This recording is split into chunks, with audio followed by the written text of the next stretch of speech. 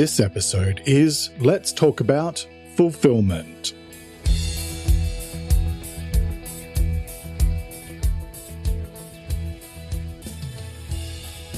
Welcome to Let's Talk About Mental Health. I'm Jeremy Godwin. In this podcast, I look at one aspect of better mental health each week, and I share practical and straightforward advice that you can apply immediately to improve your well-being. Today, I'm talking about how to approach your life in a way that makes genuine fulfillment a priority. So, get comfortable and let's talk about mental health. Hello and welcome to episode 114, and thanks so much for joining me. This week I'm talking about fulfillment, and I'll be covering what fulfillment is, why fulfillment matters, and how to feel more fulfilled in whatever you do for a living. So, let's talk about mental health. Even though this episode goes out on January the 16th, it is in fact my first episode of 2022, in the sense that it's the first one I'm writing after taking a much-needed 2-week break over the Christmas and New Year's period. So I'm feeling well rested and excited for the year ahead, regardless of what's going on in the news. And also very grateful for all of you lovely people who decided over the past few weeks to become supporters of my work on Patreon. So a very big thank you to you all. By the way, if you'd like to access exclusive content and help me to keep this show going, please check out the link to my Patreon in the episode description, or just head to patreon.com/Jeremy Godwin. Anyway, the reason I'm sharing all of that is that a lot of my focus lately has, funnily enough, been on the idea of fulfillment. It's funny because this topic was planned nearly 3 months ago, and yet, again, it's highly relevant in the week that I'm actually working on it. I've mentioned before that I'm working with a coach to help me be much more thoughtful and considered about what I do with my work, and even my life in general. And it's a timely conversation to be having, given everything that we've experienced over the past couple of years. Feeling fulfilled by what you do with your life, especially at work, isn't just for the chosen few. Anybody can and should feel fulfilled in what they do. And with so many changes over the past few years, many of us are thinking about how to bring greater fulfillment into our lives. There's a reason why so many people are choosing to leave jobs and even careers that no longer feel rewarding and fulfilling.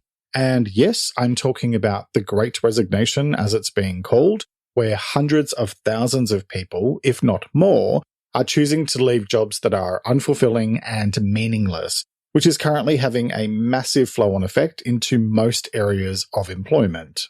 So, although this episode isn't just about feeling fulfilled at work, because the concept of fulfillment applies to your entire life, the majority of the discussion today will be work-related, since most of us have to do some type of work in order to pay the bills. And that means that our work has a huge impact on all aspects of our life. So with that in mind, let's get into some definitions, and let's talk about what is fulfillment. Fulfillment in this context is the feeling of satisfaction or happiness as a result of fully developing your potential, in addition to also meaning the achievement of something desired, and those definitions come from the Oxford Dictionary. I will note that there are alternative meanings in English, like having your order fulfilled when you shop online, but today I'm focusing on fulfillment as a sense of contentment and comfort. Now, I just recently talked about the topic of satisfaction in episode 110, and this one is closely related. That episode was about life satisfaction in general, whereas today I want to drill down into the whole how you make a living thing.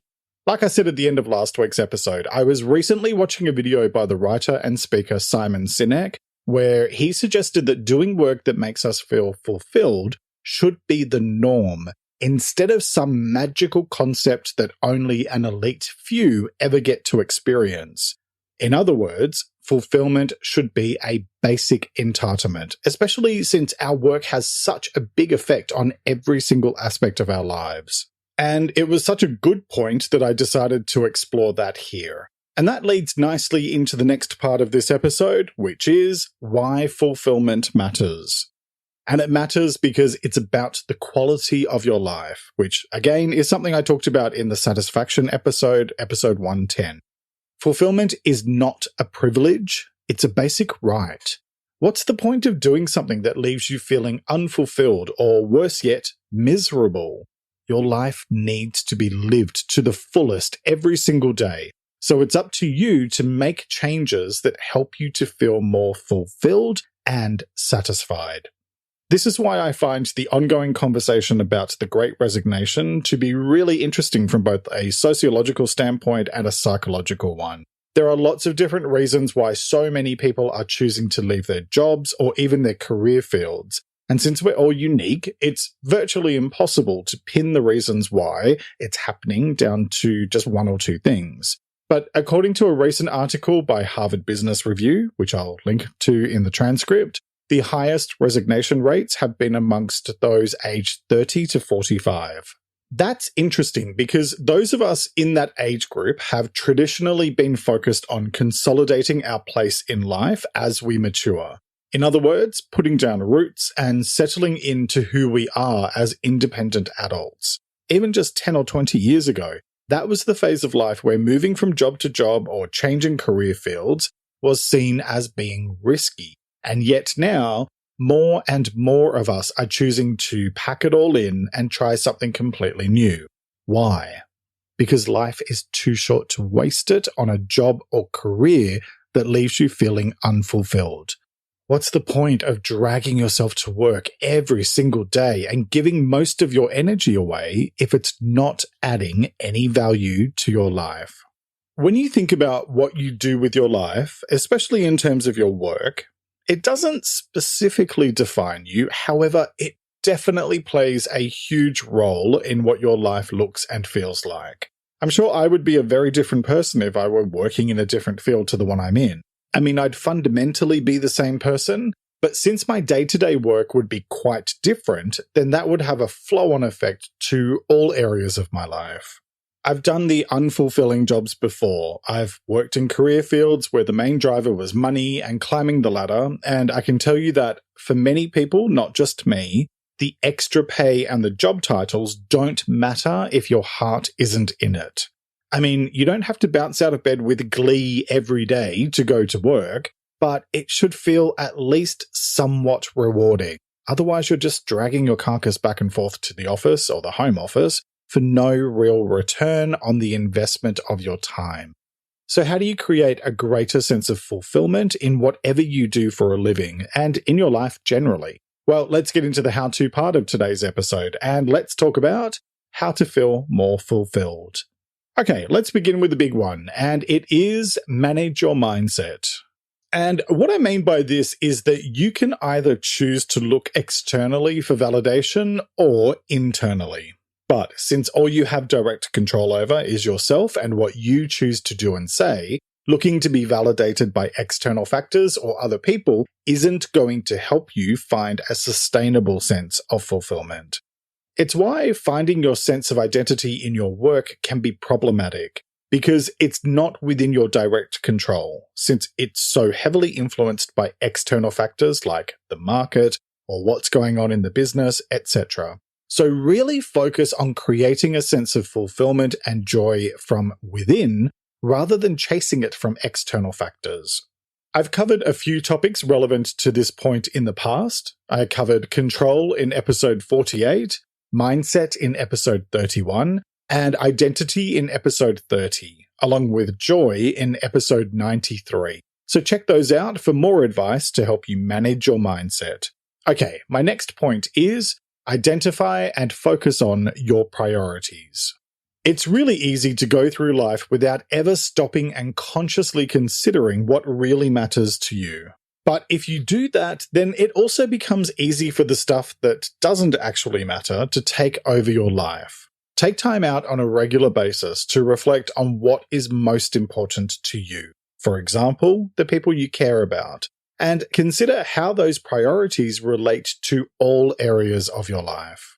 If you're doing things that are taking away from the stuff that really matters, or which are making it harder to devote the time, energy, and attention that your priorities truly deserve, then it's time to think about how you might be able to adjust your life to focus more on your priorities. I talked about priorities back in episode 3, so you might find that helpful. And I guess that for me, at least, I've discovered more and more over the past few years that if it doesn't matter in the big scheme of what is really important to me, then it just doesn't matter. I mean, sometimes I have to consciously remind myself of that fact, and I think that's a good thing to do because it's easy to get caught up in the bright, shiny objects that actually don't matter that much. So take the time to be really clear on your own priorities and consciously choose to make them a priority every single day. And that leads to my next point, which is be present. And this is a topic I explored at length back in episode 83, and I mention it here because grounding yourself in the present helps you to feel more fulfilled in this moment, which is the only moment we have for certain. Life is lived here and now, so live here and now. That requires you to develop a healthy attitude towards the past, which I covered in episode 94, and the future, which was the subject of episode 100. As well as choosing to let go of the stuff that just doesn't matter. And I talked about letting go back in episode 32. Choose to celebrate the good in each moment, no matter how small, and find ways to learn from challenges so that you can grow a little every day. Okay, next, listen to your heart. And besides being a song by Roxette, the idea of listening to your heart really is about connecting with your inner self and letting that guide you, at least when it comes to the big stuff in life. I think we sometimes overcomplicate life, whereas I think that our heart, in other words, our emotions, is more aligned to what really matters to us. And so our heart is a guide. When we have strong emotions about something, then it's up to us to consider what it is that they're telling us. I think that if you love something, then do it. And if you hate something, then don't do it. Yes, that's a fairly black or white way of looking at things, and there will always be many, many shades of grey in between. But if you feel strongly about something one way or the other, then listen to those feelings and make a decision that incorporates both reason and emotion. I talked about emotions back in episode 57, so you may find that helpful as well.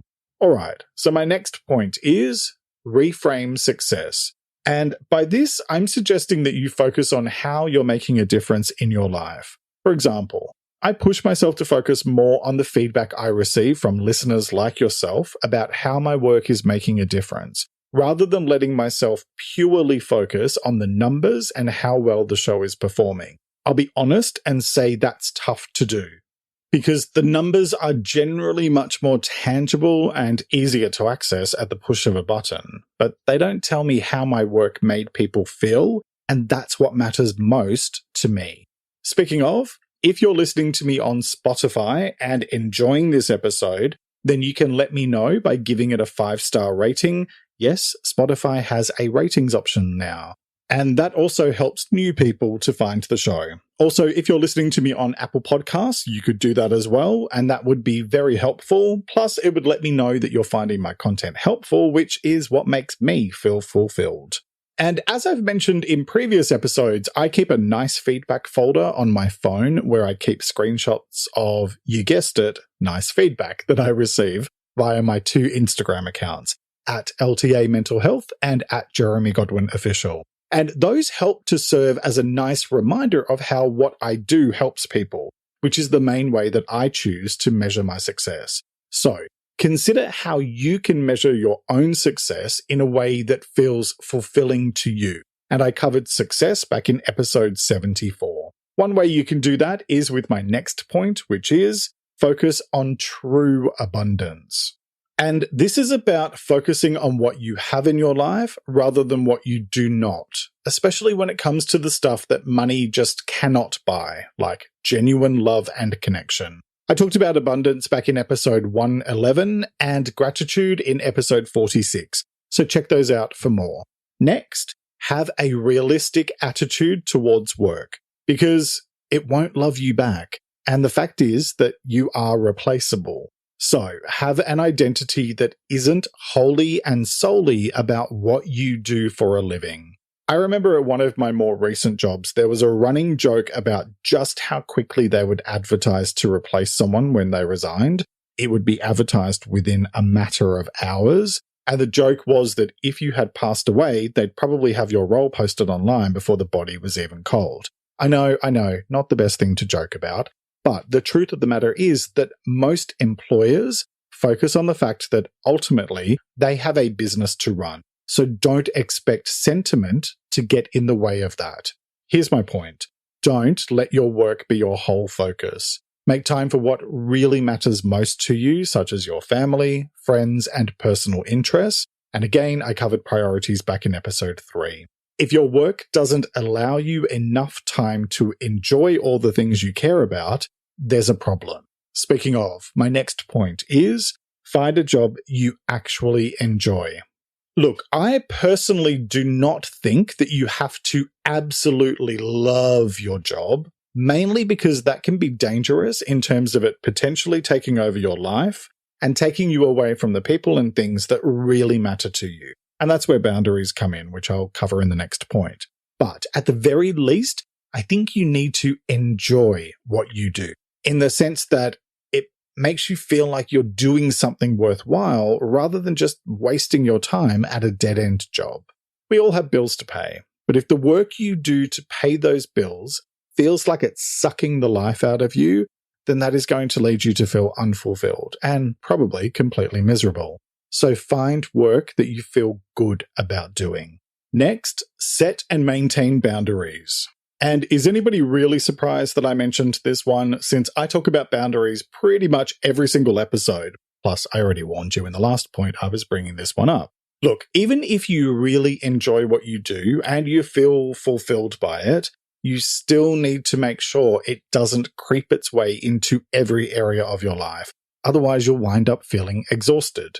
I should know, I was finding myself doing bits of my work 7 days a week at one point, and I was exhausted, something I just discussed in episode 109 about the value of rest. And the fact is that that is just not healthy or sustainable. Think about your priorities and then set clear boundaries to make sure that you're approaching your work and your life in a mindful and considered way.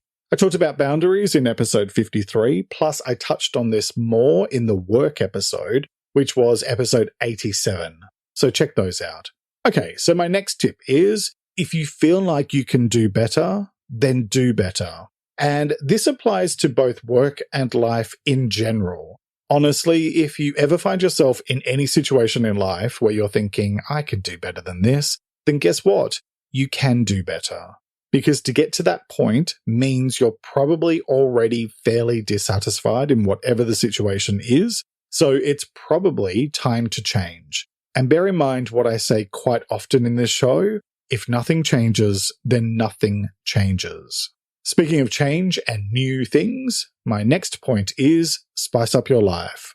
Life is an adventure, so treat it like one. The point I'm making here, besides quoting the Spice Girls like I do on a regular basis, is that variety makes life interesting. Routines are great for providing us with consistency and stability, two very important foundations of better mental health. However, you still need to have some fun. Otherwise, you'll likely find yourself feeling bored and unfulfilled. So, live your life to the fullest. Try new things. Travel to new places when it's safe to do so. Learn new skills, and have lots of life experiences that feel exciting and rewarding, regardless of whether big or small.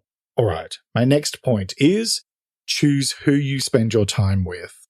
Because even though you're in control of your own words and actions, the people you spend time with will have a direct influence on how you think, feel, and behave. Spending time with people who have negative attitudes or who make self-destructive life choices will very likely have an impact on the choices that you make, or at least the way you feel about yourself. And that can lead you to make life choices that leave you feeling unfulfilled. Remember, you can't change the people around you, but you can change the people around you. So, choose to spend your time with people who are positive and who leave you feeling inspired and uplifted. And by the way, I'm going to be talking about friendships in next week's episode, so I have a lot more to say on this subject. And that leads to my next point. Enjoy your own company. Because guess who you're going to be with for the rest of your life? You. And that's a long time, so you might as well like yourself. Sure, you might not be perfect, and sure, you might not have everything figured out, but do you know what? You're still pretty fantastic. Focus on proactively improving your sense of self-worth, which I covered in episode 78, and treating yourself with self-respect, which I talked about in episode 96. And if you make a conscious effort to do that every single day, then you'll find that it helps you to feel better about yourself, flaws and all. And that in turn creates a greater sense of fulfillment in your life. Speaking of, my next point is allow yourself to be a work in progress, because nobody is perfect and we certainly do not have all of the answers. And I can guarantee you that every single one of us on this planet is just making it all up as we go along. And by the way, please remember that perfect does not exist. And I covered perfectionism back in episode 98. So focus instead on enjoying the journey of growth that you're on. And growth was the topic of episode 37. And never forget what RuPaul says at the end of every episode. If you can't love yourself, how in the hell are you going to love somebody else? And so my next point is keep it simple. And this is a bit of a callback to the thing I talked about earlier in the listen to your heart point about not overcomplicating life. In general, the less complex your life is, then the less complex your life is. Go back to basics and consider what simplicity looks and feels like for you, which I explored back in episode 63. And don't be afraid to say no to things that take you away from feeling fulfilled. And I talked about saying no in episode 105. Because when it comes to fulfillment and mental health, what it all boils down to is this. How you feel about your life is up to you. And if you feel unfulfilled, then something needs to change. We all have commitments and obligations, and I think we need to make decisions that are kind and which do no harm to others and to ourselves. But the fact remains that feeling unfulfilled will have a negative impact on your mental health and well-being. Choose to find what brings you joy and satisfaction, and nurture your soul so that you can lead a life that feels meaningful and fulfilling to you. The choice is yours, as it is with all things related to your well-being. So, what choice will you make today? Each week I like to finish up by sharing a quote about the week's topic, and I encourage you to take a few moments to really reflect on it and consider what it means to you. This week's quote is by the ancient philosopher Marcus Aurelius, and it is, "Every living organism is fulfilled when it follows the right path for its own nature."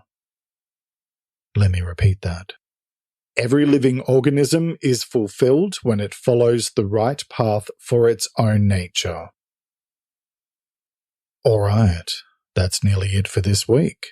Next week, I'll be talking about friendship. The people we spend our time with, physically and emotionally, have a direct influence on how we think, act, and feel, which is why it's important to approach friendships in a thoughtful way, so that you can ensure you are surrounding yourself with positive and uplifting relationships. And that's what I'm covering next time. I'll be talking about what friendship is, why friendship matters, and how to have healthier relationships with your friends. I hope you'll join me for that episode, which will be released on Sunday, the 23rd of January, 2022. And catch my latest YouTube video on Wednesday over on my Better Mental Health channel. Take a moment to subscribe to my channel using the link in the episode description, or head to letstalkaboutmentalhealth.com.au, where you can also join my mailing list for my free weekly newsletter. And you'll find my website also linked in the episode description on whatever podcast service you're currently listening to me on. And as always, find me on Instagram at LTA Mental Health, where I post extra content throughout the week. Thank you very much for joining me today. Look after yourself and make a conscious effort to share positivity and kindness out into the world, because you get back what you put out. Take care and talk to you next time. Let's Talk About Mental Health is proudly produced by Reconnaissance Media, helping you find meaning and gratitude. For more information, visit reconnaissancemedia.com.